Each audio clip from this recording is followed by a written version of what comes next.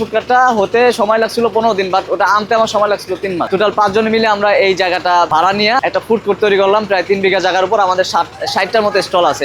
এখানে আমি নিজে চালাচ্ছি 5টা, বাকিগুলো সব ভাড়া দিয়ে দিই। গ্রাজুয়েশন কমপ্লিট করে যখন জবে গেলাম, জব করে সার্ভাইভ করতে পারতেছিলাম না। মানে ব্যাপারটা এরকম যে যেটা স্যালারি পাই তাতে খরচটা বেশি হয়ে যায় আমার। যেমন আমি তো এই সিটিতে থাকি, বাসা ভাড়া নিয়ে ঢাকা সিটিতে, কিছু মিলে সার্ভাইভ করতে পারতেছিলাম না। তো তখন একটা ডিসিশন নিলাম যে আসলে জবের পাশাপাশি কিছু একটা করা যায় কিনা। এইটা থেকে শুরু করে আমার একটা ফ্রেন্ড এই বিজনেসটাই করতো, পিৎজা শপের বিজনেস। হঠাৎ একদিন আমরা বসে আড্ডা দিতেছিলাম, তখন ফ্রেন্ডের সাথে কথা বললাম যে আসলে তো জব করে আমি সার্ভাইভ করতে পারছি না, এই ক্ষেত্রে আমার পাশাপাশি কিছু একটা করা উচিত। তো ওর মধ্যে থেকে একটা ফ্রেন্ড আমাকে বললো, আমার তো এরকম একটা পিৎজা শপ আছে সোনিয়াটাতে, তুই এই টাইপের একটা কিছু করতে পারো। এবং পিৎজার প্রতি দুর্বলতাও ছিল আবার আগে থেকে। তো তখন চিন্তা করলাম যে না, এটা করা যায়। তখন ও একটা বাজেট দিল আমাকে। তো বাজেট শুনে তো ধরেন তখন মাথা নষ্ট, যে এত টাকা এখন কিভাবে আমি। ও বললো যে অল্প পরিসরে শুরু করা যাবে, তেমন বললো। তখন ওই অ্যামাউন্টটা ছিল না আমার কাছে। দেন কি করলাম, আমি 10,000 টাকা নিয়ে শুরু করলাম জিনিসটা, একটা ফুড কার্ট বানাতে দিলাম। ফ্যামিলিতে আমি যখন বললাম যে আমি স্ট্রিটে একটা বিজনেস করতে চাই, ফ্যামিলি আমাকে তখন বললো যে তুমি গ্রাজুয়েশন কমপ্লিট করছো, তুমি এখন এই বিজনেস কেন করতে যাবা, ফুটপাতে ব্যবসা করবা, এটা পরিচয় দিতে গেলেও তো একটা অন্যরকম জায়গায়। তখন আমি চিন্তা করলাম যে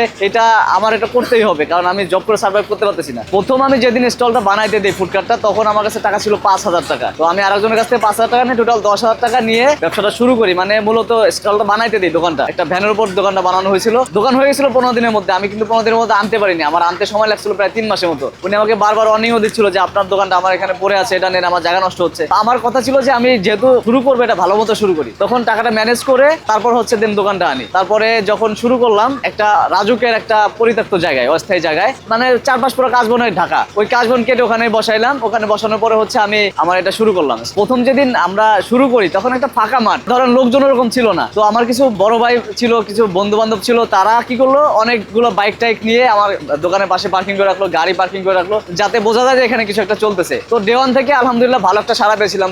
2-3 দিন পরে একটু হতাশায় চলে যায় যে আসলে এরকম একটা ফাঁকা জায়গায় এটা ফিউচার কি হবে, আসলে পারবো কিনা, আমি ফ্যামিলির বাইরে যেটা করলাম এটা পরবর্তীতে কেমন হবে, তারা কি এটা মেনে নিবে কিনা। 10-15 দিন পরে যে দেখলাম না, এটা অনেকটাই বেটার। একটা পর্যায়ে যে দেখলাম যে শেফ আসলে কিছুদিন পর চলে যায়, ধরেন 2-3 মাস চাকরি করার পরে চলে যায়, আবার তাকে ডেকে আনতে হয়। এভাবে মনে করেন যে খাবারের টেস্ট কোয়ালিটি নষ্ট হয়ে যাচ্ছিল। তখন চিন্তা করলাম যে না, শেফটা বাদ দিব। তখন আমি নিজেই একটা প্ল্যান করলাম যে আমি নিজেই করবো, এই চাকরি পাশাপাশি শেখা, সবকিছু চাকরি পাশাপাশি করা। আমার এক বড় ভাই ইতালিতে থাকে, ওনার সাথে একটা গেস্ট ছিল ইতালিয়ান, তো ওনাকে নিয়ে আসছিল আমার এখানে পিজা খেতে। তো উনি একদিন আমাকে বললো যে ভাই, আপনার তো পিজা, আপনার বাংলাদেশে যেভাবে পিজা বানান, আসলে আমাদের দেশে তো পিজাটা জন্মই দিয়েছি আমরা, আমাদের দেশে পিজা কিন্তু অন্যরকম হয়। তো আপনি যদি চান আপনার কিছু রেসিপি দিয়ে যায়। আমি তখন বললাম যে ভাই, এটা তো আমার জন্য বেটার, অনেক বড় একটা সুযোগ, আমি এটা আপনি দিলে হচ্ছে আমার জন্য অনেক ভালো হবে। তখন উনি কিছু রেসিপি আমাকে দিয়ে গেল। তো ওই Italian recipe plus American recipe mix করে মূলত আমরা হচ্ছে পিজাটা তৈরি করি। কারণ হচ্ছে বাংলাদেশে কিন্তু পিওর ইতালিয়ান রেসিপিটা যায় না, বাংলাদেশের টেস্ট পার্টের সাথে মিলায়া কিন্তু আমরা এটা এখন ইতালিয়ান রেসিপিটা ফলো করি মূলত, কিন্তু বাংলাদেশের টেস্ট পার্ট মিলায়া করা হয়।